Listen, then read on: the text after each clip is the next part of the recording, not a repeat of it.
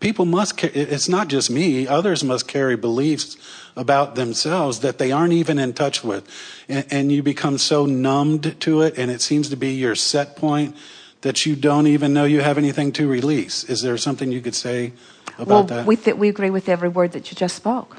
We think that moving forward in life, let's start in this place. So you have experiences when you are young, and you have emotional responses to those experiences, but you don't process them because in those early years, no one has said to you that it's of value for you to feel good, or even right for you to feel good, or even that you should work on feeling good. What they're mostly saying is, you need to figure out how to blend with us.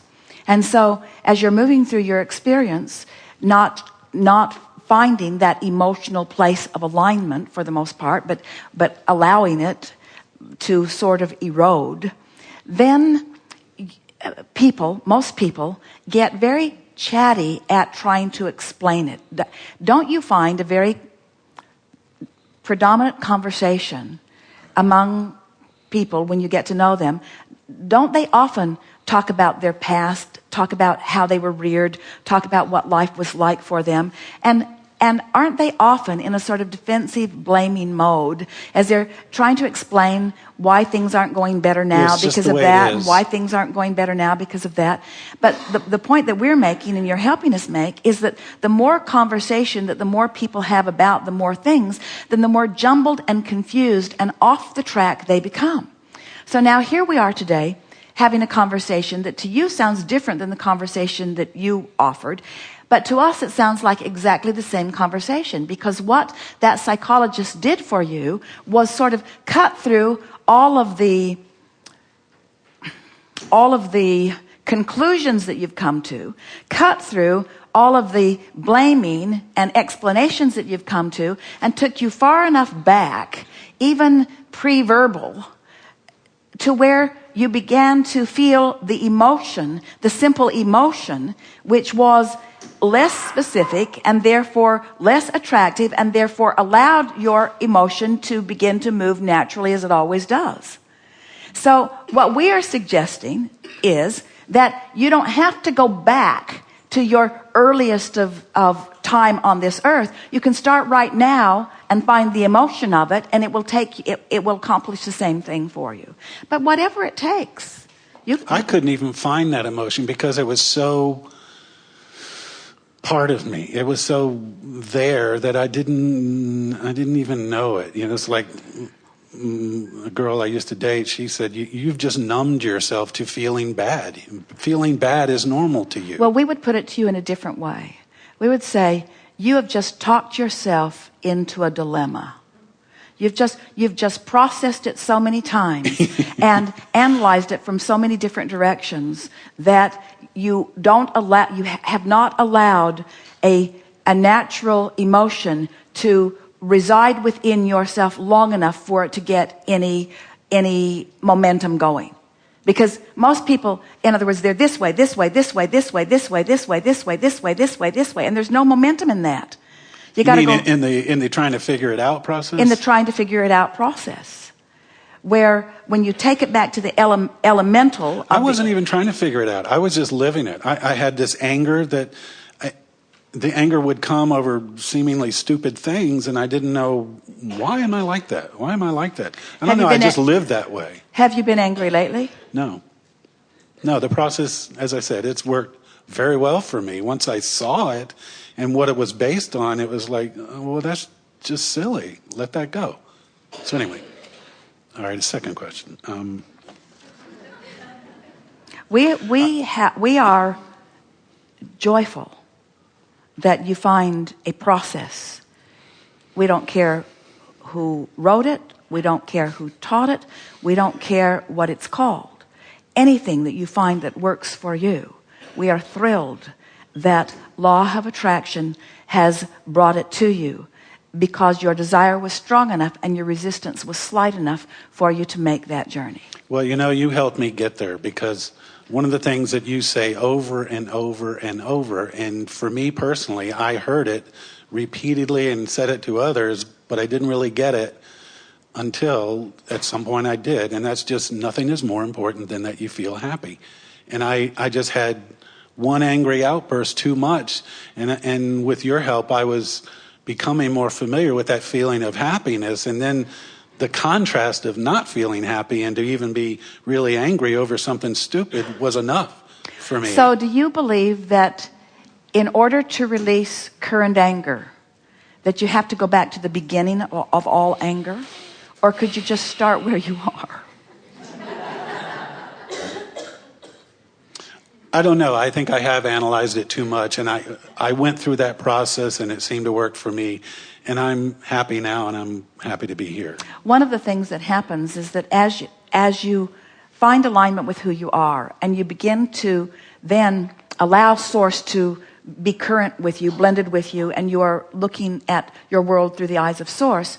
Now as you look back at your beginning 5 years through the eyes of Source, you only remember or revel in the parts that are a perfect match to where you are now. Right. And so what we would like to say to you is that regardless of what you think happened, unless there was a blending in the moment, in this current moment that is far past the first 5 years of your life, unless there is a blending with who you are in this current moment, you would not have the ability to have that experience about what's happened when you were in your first 5 years of life.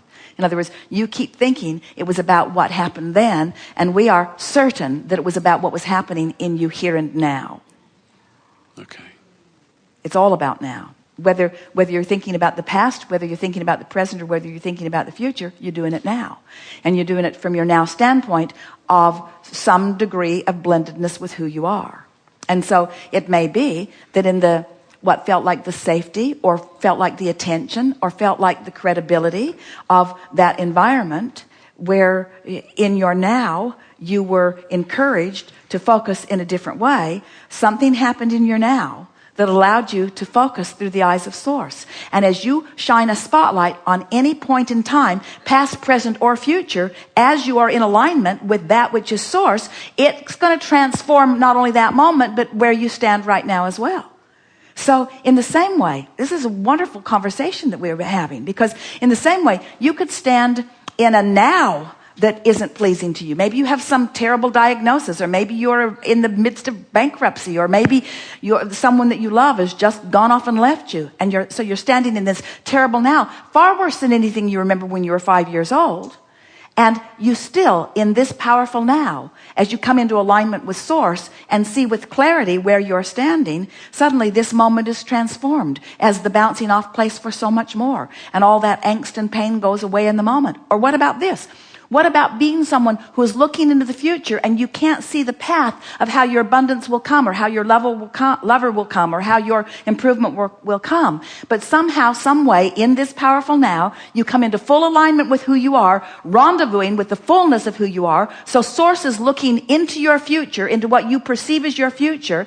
You are seeing it through the eyes of Source, and you're feeling exhilaration and anticipation. You're feeling certainty. You're feeling trust. You're just knowing. You're feeling the adventure of it, even though you don't know how it's going to come, or when it's going to come, or where it's going to come from, or who's going to be there. But you've got this vibration of trust going on within you, because you conjured an emotion that allowed the fullness of your alignment with Source, you see. We're just talking about the same thing over and over and over again. There's you looking at your world from now, past, present, or future, in alignment with Source or not. In alignment with Source or not. In the vortex or not. That's all there is, you see.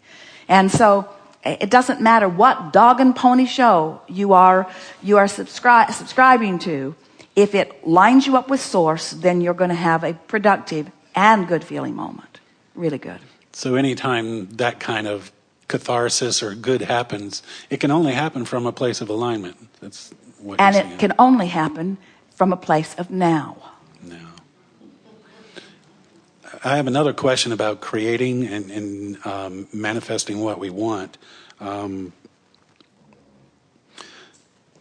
you have this inspiration and you want to create something, and you go down that path and you're working at it, at some point, at least my experience and a lot of people I know, you turn around and you realize you're really pushing at it. And it's no longer inspired. It feels like I'm trying to make it happen. And would ask for you to help. What can we do to identify when that's about to happen and stop it, or how do we turn that around? Ask yourself why you want what it is you want. Identify because it's of the emotion that you're reaching for. Then say, I'm going to give myself 10 minutes to conjure that emotion. Problem solved. Because if you'll take 10 minutes to conjure the emotion that is at the basis or the reason for the thing that you're efforting so hard about, and we've demonstrated that a little bit here today, and we will later today and tomorrow, as you conjure that emotion within you, then everything else follows. It takes the effort factor out of it. Because you use the leverage of the energy that creates worlds. We keep saying the same thing over and over and over, and it clearly is hard to hear because words don't teach. It's only life experience that teaches. But you just gave us a demonstratable real life experience of something that you found. In other words, you said, I found something that gave me a release that has dramatic effect in a lot of different areas of my life. So you got right to the nugget of something and found vibrational alignment with it. And it's the same thing. When we come back from segment of refreshment, we'll if you want to, we'll take we'll take anything that you want to talk about. We'll turn it into an emotional conversation. We'll take as much as 10 minutes with as many of you as we have time for in this last segment, and we'll shift that emotion to a different place, and then you will have the benefit of watching the way the universe responds to your newfound emotional set point. Good time for segment of refreshment.